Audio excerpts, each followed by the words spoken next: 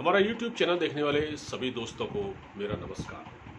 आगे बढ़ने से पहले आपसे एक छोटी सी गुजारिश है कि अगर अभी तक आपने हमारा ये चैनल सब्सक्राइब नहीं किया हो तो इसे कृपया सब्सक्राइब कर लें ताकि इसके नोटिफिकेशन आपको वक्त वक्त पर मिलते रहेंगे। जैसे कोई वीडियो नया अपलोड करते हैं तो उसका नोटिफिकेशन आपके पास आ जाएगा, तो आपको उसे सर्च करने में आसानी होगी।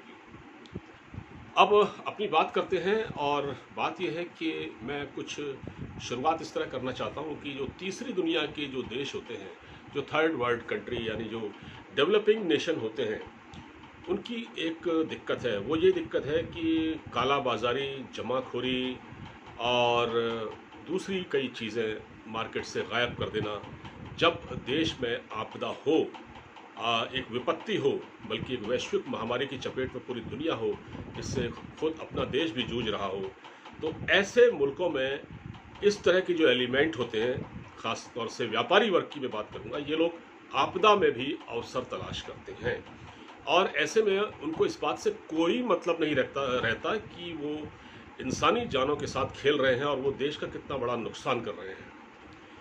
आपदा में भी अवसर तलाश करना। दरअसल क्या हुआ है कि एक खबर जो मैंने पढ़ी, थोड़ा सा मुझे सुनकर बड़ा बुरा लगा कि ग्रेटर नोएडा और नोएडा और इसके अलावा कुछ और ज़िलों से इस तरह की खबरें आ रही हैं कि जो प्राइवेट अस्पताल हैं वो क्योंकि प्राइवेट अस्पतालों में इसमें हो ये रहा है कि मरीज़ आ नहीं रहे हैं, कोविड के डर की वजह से अस्पतालों का रुख नहीं कर रहे हैं, तो बहुत सारे अस्पतालों ने बेवजह मरीज़ों को भर्ती करना शुरू कर दिया है।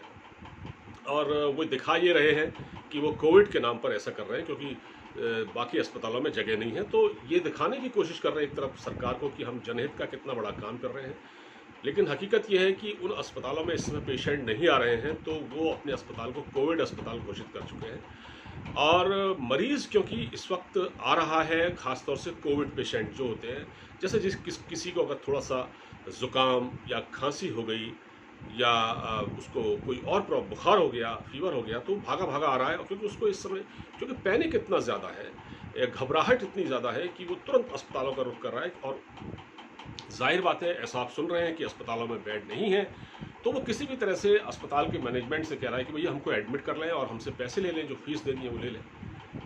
और अस्पताल उनको एडमिट कर ले रहे हैं। अभी जो ग्रेटर नोएडा से जो खबर आई है वो ये है कि वहाँ 200 मरीज़ वहाँ से हटाए गए हैं, 200 बेड वहाँ से हटाए गए। 200 बेड उन्होंने एक्स्ट्रा डलवा लिए थे जबरन, जबकि उन मरीज़ों को कोई ऐसी प्रॉब्लम नहीं थी, तो उनको खाली कराया गया है। और अब क्या हुआ है कि उनके खिलाफ कार्रवाई की मांग की गई है। जो CMO है ग्रेटर नोएडा के, दीपक ओहरी, उनकी टीम ने निरीक्षण किया और पाया कि ये इस तरह से ये काम चल रहा है। और सबसे बड़ी बात यह है कि ये अस्पताल पैनिक भी फैला रहे हैं कि ऑक्सीजन की कमी है। ये कर क्या रहे हैं कि ये मरीज़ों को अपने यहाँ एडमिट तो कर रहे हैं और ऊपर से बाहर से एक तख्ती भी लगा दे रहे हैं अस्पताल के बाहर कि ऑक्सीजन कब ख़त्म हो जाए इसकी कोई गारंटी नहीं है, क्योंकि ऑक्सीजन की शॉर्टेज है। लिहाजा आप अपनी जान का ख्याल, हिफाजत अपनी खुद करें। मतलब अपने ऊपर कोई ब्लेम लेना ये लोग नहीं चाह रहे हैं, और बड़ी चालाकी से। और इस तरह से इन प्राइवेट अस्पतालों की कमाई भी हो रही है।